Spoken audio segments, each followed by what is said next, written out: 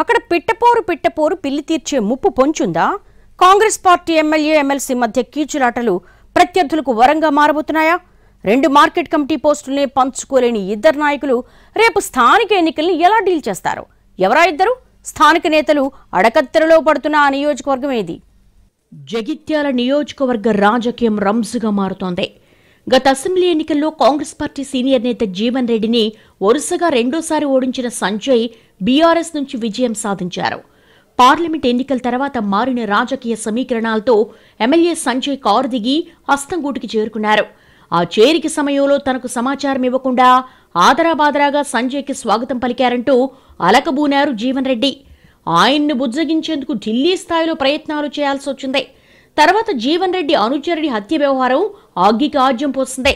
MLA సంజయ్తో కలిసి పనిచేయండని party పెద్దలు ఎంత చెప్పినా ససేమిరా అంటున్నారట ఎమ్మెల్సీ.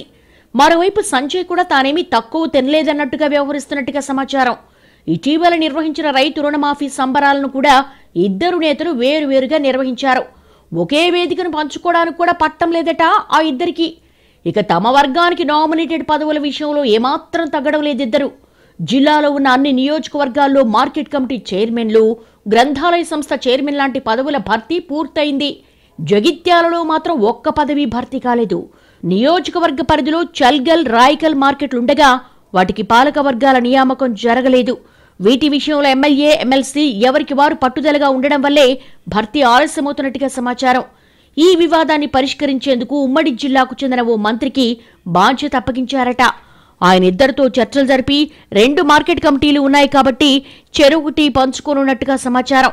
అందుకెవ్వరూ ఒప్పుకోలేదట. తాను ఎమ్మెల్యేను కాబట్టి సీఎం ఇచ్చిన హామీ మేరకు తన పరిధిలో ఎవరి జోక్యం ఉండకూడదన్నది సంజయ్ వాదన.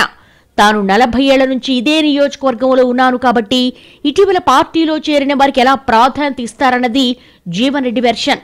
దీంతో చేసేదేం లేక ఆ మంత్రి గారు సైలెంట్గా వెళ్లిపోయినట్టుగా చెప్పుకుంటున్నారు. అయితే తాజాగా ఎమ్మెల్యే సంజయ్ మార్కెట్ కమిటీ పాలక వర్గాలకు సంబంధించి ఓ లిస్టు తయారు చేసి ప్రభుత్వానికి పంపారట. ఆ లిస్టు విషయంలో ఎమ్మెల్యే వ్యూహాత్మకంగా వ్యవహరించినట్టుగా తెలిసిందే. తనతో పాటు కాంగ్రెస్లోకి వచ్చిన వారికి కాకుండా పాత కాంగ్రెస్ లీడర్ల పేర్లనే చేర్చారట. ఈ విషయం తెలుసుకున్న జీవన్ రెడ్డి ఆ లిస్టును ఫైనల్ కాకుండా అడ్డుకుంటున్నట్టుగా మాట్లాడుకుంటున్నారు.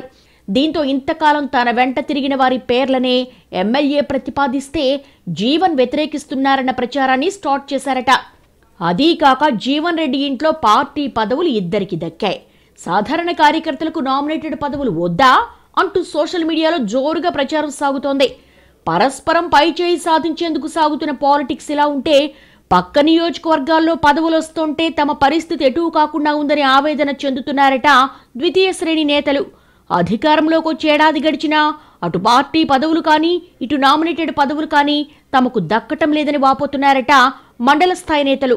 మరోవైపు స్థానిక ఎన్నికలకు సమయం దగ్గర పడుతున్న క్రమంలో జగిత్యాల కాంగ్రెస్ వారు ఎలాంటి పరిణామాలకు దారితీస్తుందో అన్న ఆందోళన వ్యక్తమవుతోంది కేడర్లో.